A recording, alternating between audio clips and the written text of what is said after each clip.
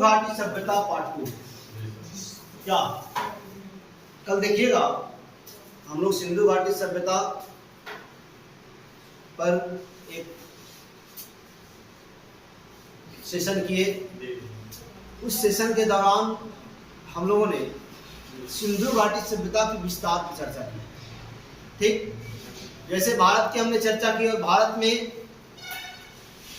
Jammu and Kashmir, Banda, आंखों का नूर, अखनूर, नदी होगी चिनाब, हमने भारत के संदर्भ में देखा। दूसरी बात कि संपूर्ण सिंधु घाटी सभ्यता की जब हम उत्तरोत्तम बिंदु की चर्चा करते हैं तो संपूर्ण सिंधु घाटी सभ्यता की उत्तरोत्तम जो बिंदु होता है वो मुंडीगोप और सोर्टगोई। कौन? मुंडीगोप और सोर्टगोई होता है जो अफगानिस्तान में, कहा? अफगानिस्तान में अवस्थित है। फिर हम जब इस सिंधु घाटी सभ्यता की अर्थात हम भारत की सभ्यता की जब हम पश्चिमी बिंदु की बात करते हैं तो ये पश्चिमी बिंदु आपका सुकांगेडोल होता है जो बलूचिस्तान प्रांत, मकरान, कहा? मकरान पाकिस्तान। याद रखिएगा, बलूचिस्तान प्रांत, मकरान हेरात वाले एरिया है, मकरान पाकिस्तान। और जब हम इसके पूर्वी भाग की बात करते हैं तो आलमगीरपुर, क्या? दिल का आलम, मैं क्या बताऊं तुझे, सुने होंगे आप लोग। आलमगीरपुर, और आलमगीरपुर जो है वह जिला मेरठ, उत्तर प्रदेश, नदी हिंडन। जब हम इसकी दक्षिणतम बिंदु की बात करते हैं तो महाराष्ट्र, और महाराष्ट्र में आपका दायमाबाद, जिला अहमदनगर, क्या? जिला अहमदनगर, महाराष्ट्र। और नदी की जब बात आती है तो परवरा नदी आपसे ऑप्शन में नहीं होता है तो वह गोदावरी की सहायक नदी है, गोदावरी अवश्य ही होगा। ठीक है, इसके बाद हम लोगों ने इसकी आकार की बात करी थी, त्रिभुजाकार, लेकिन ये प्राचीन है। क्या है जी? ये प्राचीनतम है। और नवीनतम क्या है? जब प्राचीनतम ये है तो नवीनतम की जब हम चर्चा करते हैं तो नवीनतम में हमने आपको बताया कि सम चतुर्भुजाकार, क्योंकि 12,99,600 वर्ग किलोमीटर की जो बात आती है वो बात प्राचीनतम है। क्या जी? बात पुरानी है। नए नए क्षेत्रों का उत्खनन हो रहा है, नए नए क्षेत्र पाए जा रहे हैं। जब नए नए क्षेत्र प्राप्त हो रहे हैं उत्खनन के द्वारा, इसका क्षेत्र विस्तार हो रहा है। और जब क्षेत्र विस्तार हो रहा है, जब क्षेत्र का विस्तार हो रहा है तो इसका क्षेत्रफल तो बढ़ेगा। इसलिए वर्तमान में लगभग 20 लाख वर्ग किलोमीटर, लेकिन यदि नहीं होता है और आपसे पूछा जाता है और उस ऑप्शन में कितने 12,99,600 वर्ग किलोमीटर होता है, आप उसी को करके निकल जाएंगे। क्लियर? दूसरी बात, सर्वाधिक स्थल की बात करें हमने, और सर्वाधिक स्थल में हमने देखा था गुजरात। भारत में सबसे अधिक, तो भारत में राज्य कौन सा? गुजरात राज्य में सर्वाधिक स्थल, सबसे कम अफगानिस्तान में मात्र 2 स्थल। एक और चीज आता है कि साक्ष्य जो है, इसके साक्ष्य कहां से प्राप्त होते हैं? देखिएगा, सिंधु घाटी सभ्यता की साक्ष्य, जब साक्ष्य की बात आती है तो साक्ष्य हड़प्पा से मिला। कहां से? हड़प्पा से। और हड़प्पा में एक कब्रिस्तान एच मिला। क्या मिला?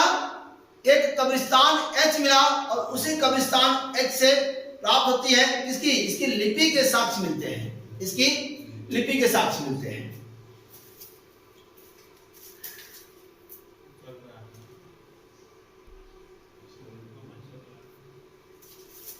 दूसरी बात, चलिए, है ना? देखो, वो तो होगा ही, आज हो या कल, क्योंकि आप ये समझ लीजिए कि खुद में आप खुद को इतने कॉन्फिडेंस लेवल हाई करके रखिए कि सोचिए कि मेरा हर काम हो जाएगा। कभी मत सोचिए कि होता ही कि ना होता ही, समझ रहे ना। इसलिए हमेशा यही सोचिए कि हो जाएगा, हम कर लेंगे, इसे मेरे अलावा कोई और नहीं कर सकता है। याद रखिएगा। चलिए आगे बढ़ते हैं। अब देखिएगा साक्ष्य बात आती है कब्रिस्तान एच, और देखिएगा यहीं से लिपि के साक्ष्य मिलते हैं। कहां से जी?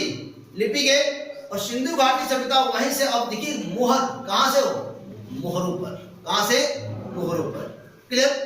फिर देखिएगा सर्वाधिक जो अक्षर, कल मैं आपको बताया था कि उल्टा, क्या पिछली क्लास में बताया कि उल्टा यू आकार के, उल्टा यू आकार के। दूसरी बात हड़प्पा, मोहनजोदड़ो, बनवाली, राखीगढ़ी, बनवाली कहिए या बनावली कहिए, ठीक। हड़प्पा, मोहनजोदड़ो, बनावली, राखीगढ़ी, ये वे जगह है जहां से मोहर प्राप्त हुए हैं। क्या प्राप्त हुए हैं? जहां से मोहरें मिली हैं। सिंधु घाटी सभ्यता कालीन मोहरें कहां से? हड़प्पा, मोहनजोदड़ो, बनावली और राखीगढ़ी से प्राप्त हुई है। याद रखिए। दूसरी बात, सिंधु मोहरों के ऊपर, अर्थात सिंधु घाटी सिंधु सभ्यता की मोहरों के ऊपर आप देखे होगा कि एक सिंगी बैल, एक सिंगी बैल के चित्र का अंकन मिलता है। क्या मिलता है? एक सिंगी बैल के चित्र का अंकन मिलता है। और आगे देखिएगा, जहां तक तो हो गई। अब हम इस पर चर्चा करने वाले हैं सिंधु घाटी सभ्यता की अतीत की। किसकी? सिंधु घाटी सभ्यता की अतीत, अतीत की। अतीत पर चर्चा करेंगे, और अतीत पर चर्चा करने के दौरान इसको लिखते चलेंगे। देखिएगा सबसे पहले कि 1826, कब है? 1826, 1826 और 1826 चार्ल्स मैसन 1826 एक लेख प्रकाशित होता है। देखिएगा 1842 में। कब जी? 1842 में, कि भारत में प्राचीनतम नगर क्या है? हड़प्पा है। क्या है? हड़प्पा है। देखिएगा एक लेख प्रकाशित होता है, चार्ल्स मैसन लेख प्रकाशित होता है,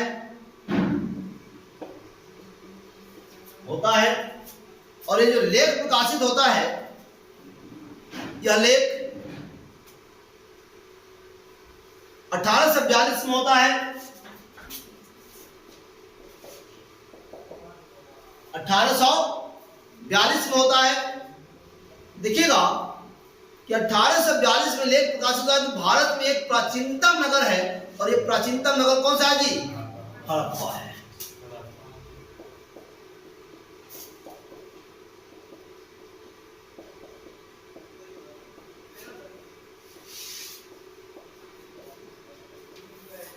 हड़प्पा है। क्या है? हड़प्पा। अब देखिएगा कि 1851 से 53 के दौरान, कब? 1851 से 53 के दौरान एक कनिंघम, देखिएगा एक कनिंघम ने हड़प्पा के टीले का सर्वेक्षण किया। क्या किया? हड़प्पा के टीले का सर्वेक्षण किया। 1851 से 53 के दौरान एक कनिंघम ने हड़प्पा के टीलों का सर्वेक्षण किया।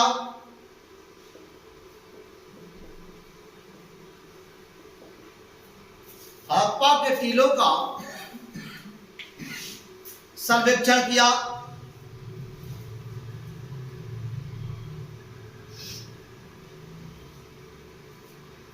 हो गया।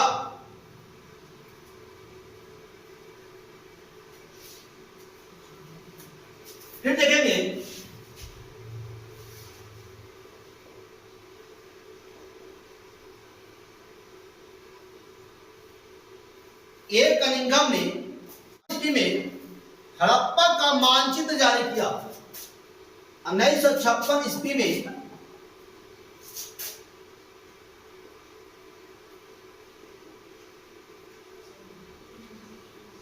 हड़प्पा का मानचित्र जारी किया। हड़प्पा का मानचित्र जारी किया। क्लियर?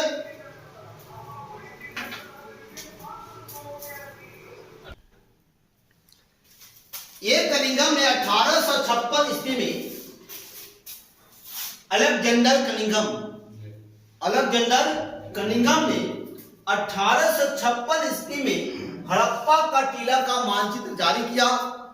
और देखिएगा कि 1856 में हड़प्पा के टीले का मानचित्र जारी करने के पश्चात अलेक्जेंडर कनिंघम को ही भारतीय पुरातत्व विभाग का संस्थापक या भारतीय पुरातत्व विभाग का पिता, क्या भारतीय पुरातत्व विभाग का पिता कहा जाता है। देखिएगा, ए कनिंघम को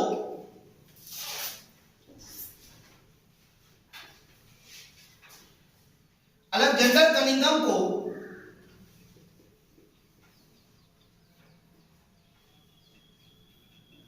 भारतीय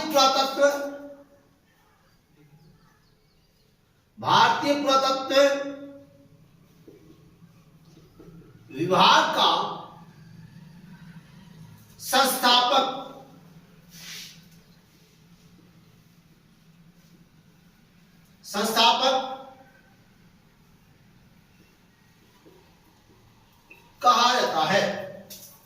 कहा जाता है। देखिए, एक घटना घटती है 1899 से 1905। देखिएगा, 1899 से 1905, इस पर हम बाद में चर्चा करेंगे कि गवर्नर जनरल एंड वायसराय, क्या गवर्नर जनरल एंड वायसराय आपको आगे सिलेबस में ही पढ़ना है। देखिएगा, इसमें जो ए कनिंघम ने भारतीय पुरातत्व विभाग का स्थापना किया, इसे भारतीय पुरातत्व विभाग के संस्थापक कहा जाता है। इस भारतीय पुरातत्व विभाग का नाम आगे बदलकर भारतीय पुरातत्व एवं सर्वेक्षण विभाग, क्या भारतीय पुरातत्व एवं सर्वेक्षण विभाग कर दिया गया। लेकिन कब? तो ये घटना 1899 से 1905 के बीच होती है। आगे करेंगे। इसमें देखिएगा,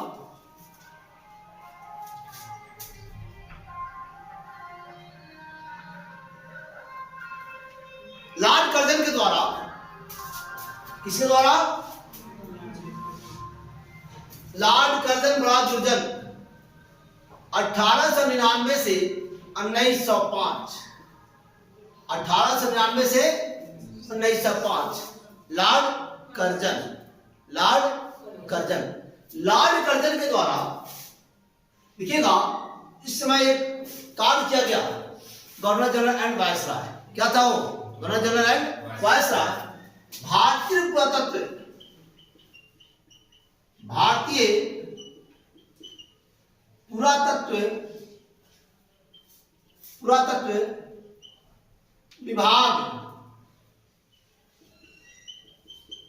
विभाग का नाम बदलकर भारतीय पुरातत्व एवं सर्वेक्षण विभाग, क्या हो? सर्वेक्षण विभाग किया गया। किसके द्वारा? लॉर्ड कर्जन के द्वारा। और यह कार्य किया गया 1902 में। 1902 में कब किया गया हो? 1902 में भारतीय पुरातत्व विभाग का नाम परिवर्तित करते हुए लॉर्ड कर्जन के द्वारा। और आप ये भी जानते हैं कि कर्जन वही एक कर्जन है जिन्होंने बंगाल विभाजन करी थी। तो लॉर्ड कर्जन के द्वारा भारतीय पुरातत्व एवं सर्वेक्षण विभाग, क्या किया गया हो? भारतीय पुरातत्व एवं सर्वेक्षण विभाग इसका नाम कर दिया गया। नामकरण की बात आती है तो क्लियर। फिर देखेंगे कि 1853 से 56 कब? देखिएगा, 1853 से 56 के दौरान कराची से रेलवे लाइन, लाहौर तक बिछाई जा रही थी। 1853 से 56 के दौरान कराची से लाहौर क्या बिछाई जा रही थी? रेलवे लाइन बिछाई जा रही थी। क्या बिछाई जा रही थी जी? Railway line. और आप देखिएगा कि रेलवे लाइन का जो आकार होता है, आप देख सकते हैं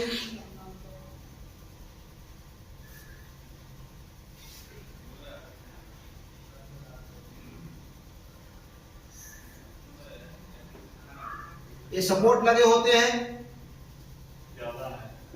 इसमें कंक्रीट भरे जाते हैं। क्या भरे जाते हैं जी? कंक्रीट भरे जाते हैं। क्या भरे जाते हैं? इसमें कंक्रीट डाले जाते हैं। अब देखिएगा कि इस रेलवे लाइन का कार्य पूर्ण करने के लिए 2 इंजीनियर को लगाया गया था। कितने इंजीनियर को? 2 इंजीनियर्स को लगाया गया था। और ये जो इंजीनियर थे, एक पहले बड़े भाई हो गए, और देखिएगा दूसरे इंजीनियर साहब दूसरे छोटे भाई हो गए। इनका जो नाम था जॉन बर्टन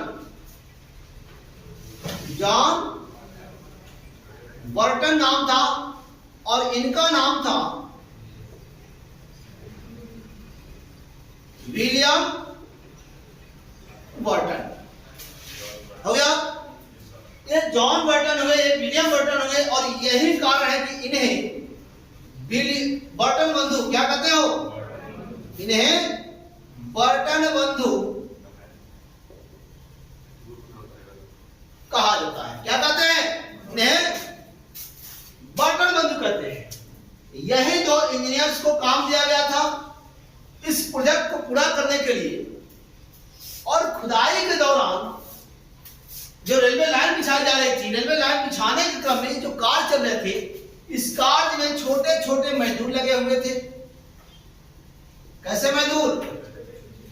छोटे छोटे मजदूर लगे हुए थे। हाँ, सस्ते एवं सुलभ मजदूर। कैसे हो? सस्ते एवं सुलभ मजदूर। अब देखिएगा,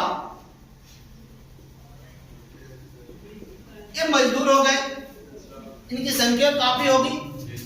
ऐसा मत सोचिएगा कि 3 मजदूर काम कर रहे थे। क्या जी? काफी होगी। अब क्या हुआ कि यहां पे सामने एक टीला, क्या मिला? सामने एक टीला दिखाई दिया। और टीला दिखाई दिया तो इन इंजीनियर के माध्यम से, अभियंता के माध्यम से यह आदेश दिया गया, किसको? मजदूरों को। किसको? मजदूरों को, कि यह टीले के, अर्थात इसमें क्या डालने होते थे? कंक्रीट। हो सकता है कि कंक्रीट की कमी हो गई हो। इंजीनियर बड़ी पैसा बचाता है कि नहीं बचाता है जी? सही से बोलिएगा।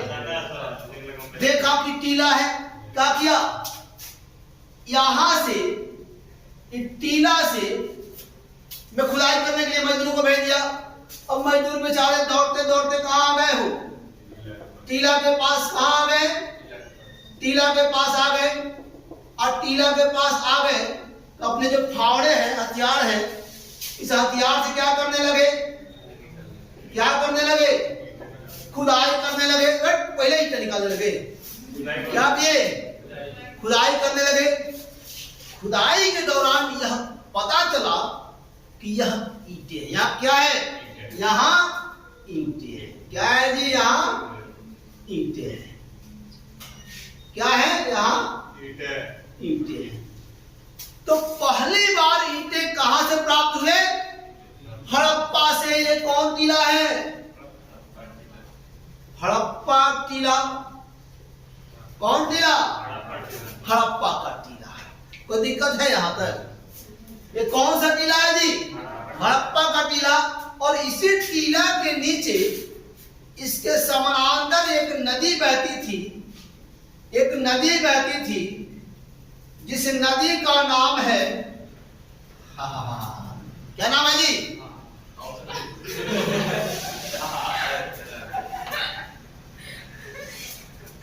रावी। क्या है?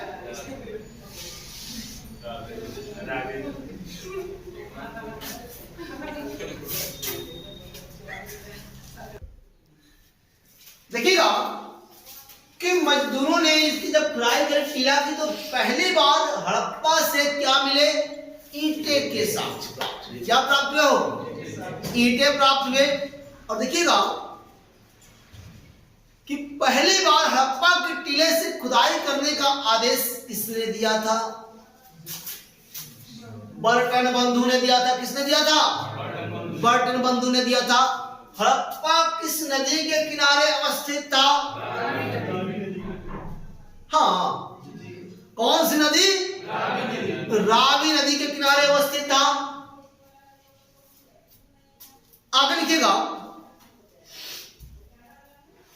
आगे चल के जॉन मार्शल एक व्यक्ति आते हैं। देखिएगा, जॉन मार्शल के आदेश से 1921 में, कब हो? 1921 में, क्योंकि भारतीय पुरातत्व एवं सर्वेक्षण विभाग इसका नाम हो चला था। प्राचीन स्थलों को खोजने की एक होड़ सी लगी हुई थी। जॉन मार्शल के आदेश पर 1921 में राय बहादुर दयाराम साहनी, कौन? राय बहादुर दयाराम साहनी ने पहली बार खोज डाला एक बहुत बड़ी सभ्यता। क्या? एक बहुत बड़ी सभ्यता। उस सभ्यता का नाम क्या था जी? हड़प्पा की सभ्यता।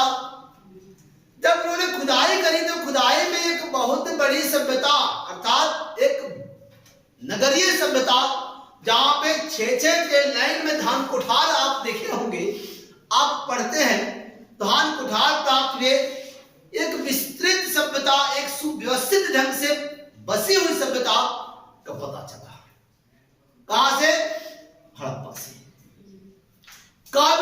1921 में, 2021 के दौरान। किसने खोजा?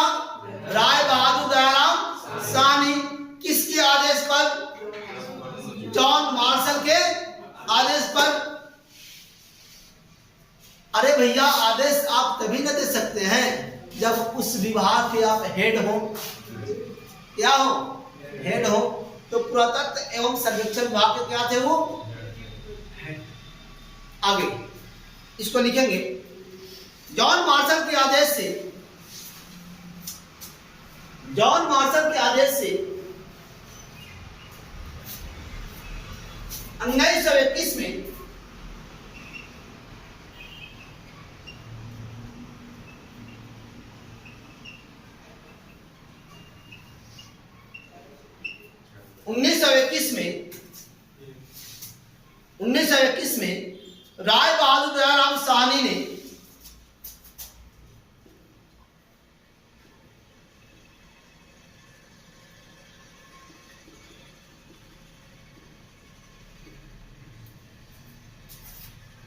हड़प्पा की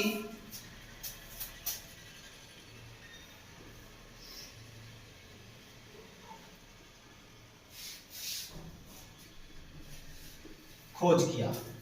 हड़प्पा की खोज किया। क्या किया जी? हड़प्पा की खोज किया। अब बात आती है नामकरण की। बात आती है नामकरण की। नामकरण की चर्चा करते हैं। देखिएगा, तो इसके लिए 3 नाम प्रयुक्त हुए हैं। कितने नाम हो?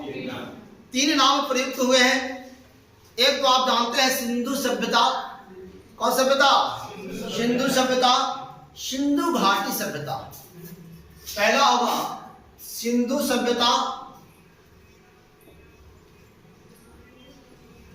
सिंधु सभ्यता। दूसरा सिंधु घाटी सभ्यता। और तीसरा जो है जो वर्तमान आधुनिक जो नाम है देखिएगा, वह नाम है आपको हड़प्पा। क्या? हड़प्पा सभ्यता। अब तीनों नाम कोई ना कोई व्यक्ति ने रखा होगा। जैसे देखेंगे कि नामकरण की जब बात आती है तो नाम रखने के लिए कोई ना कोई सामने आता है कि मैं इसका इतना खूबसूरत नाम रख दूं कि शायद ये अद्वितीय हो जाए। नहीं हो, इसके समान कोई नहीं हो, नाम रखता है। ठीक उसी प्रकार से सभ्यता का भी नाम रखा गया। और इस सभ्यता में देखिएगा जो सिंधु सभ्यता, सिंधु घाटी सभ्यता और हड़प्पा सभ्यता जो है, हड़प्पा सभ्यता जो है, इसमें पहला नाम जॉन मार्शल रखते हैं। देखिएगा, जॉन मार्शल क्या नाम रखते हैं? यह सिंधु सभ्यता है। कारण यह सिंधु नदी, कौन नदी? सिंधु नदी के तट पे पाई गई सभ्यता है। अर्थात सिंधु नदी तट पे इसका विस्तार हुआ है, इसका विकास हुआ है, यह फला है, फुलाया है, और वही सिंधु नदी के तट से आगे चल गए सभ्यता पतन की गर्त में समाया हुआ। सोचिए, दूसरी सभ्यता है सिंधु घाटी सभ्यता, डॉक्टर रफीक मुगल के द्वारा। किसके द्वारा? डॉक्टर रफीक मुगल रखते हैं नाम। क्या रखते हो? डॉक्टर रफीक मुगल नाम रखते हैं। और ये तो वर्तमान नाम है हड़प्पा, ये वर्तमान नाम है।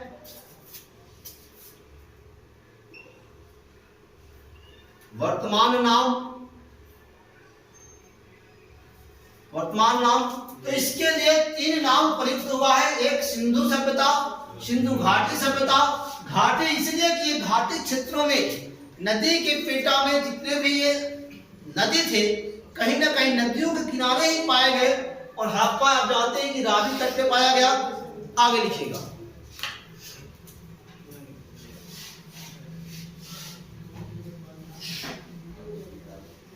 लिखिएगा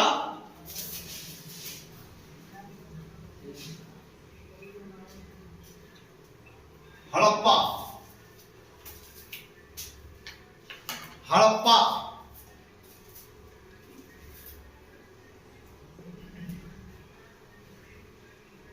खोज 1921।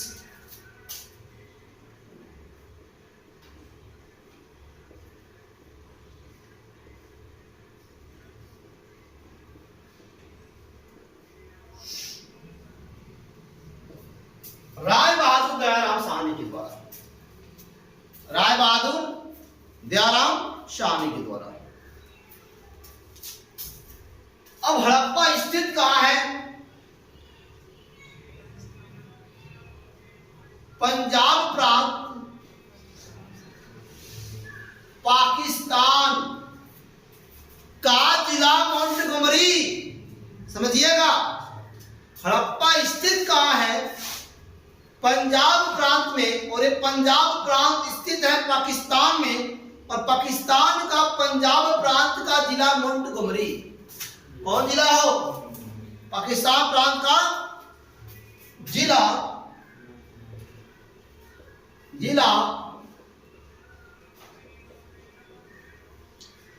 मोंटगोमरी।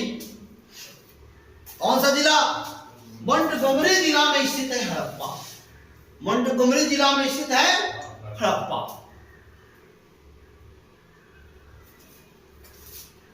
वर्तमान जिला कर लीजिएगा। ये जो जिला है यहां कर लेंगे वर्तमान जिला, वर्तमान जिला।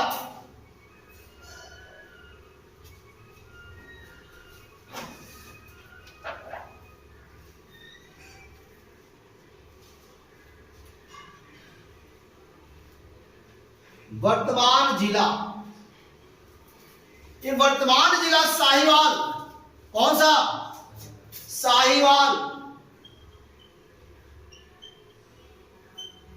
साहिवाल।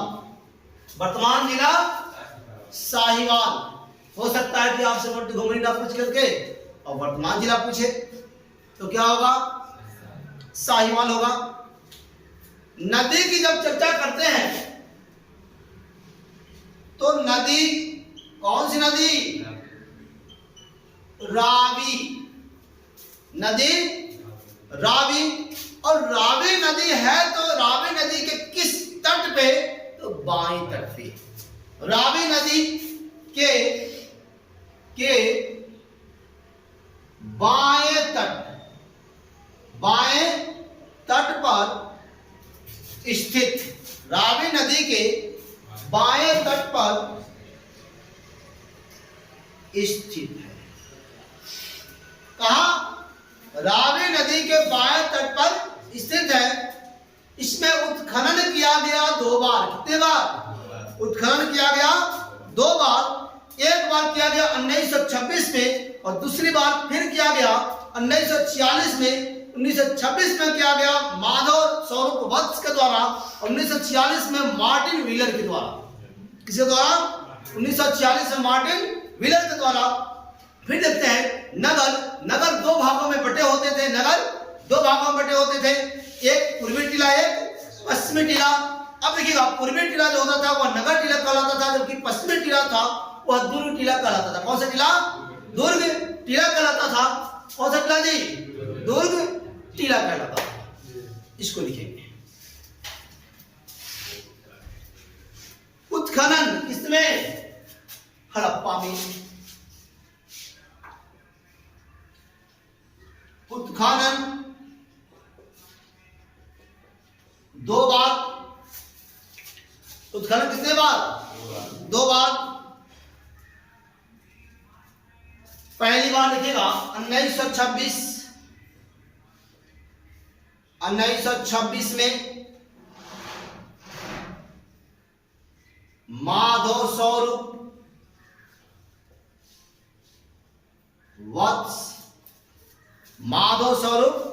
वत्स के द्वारा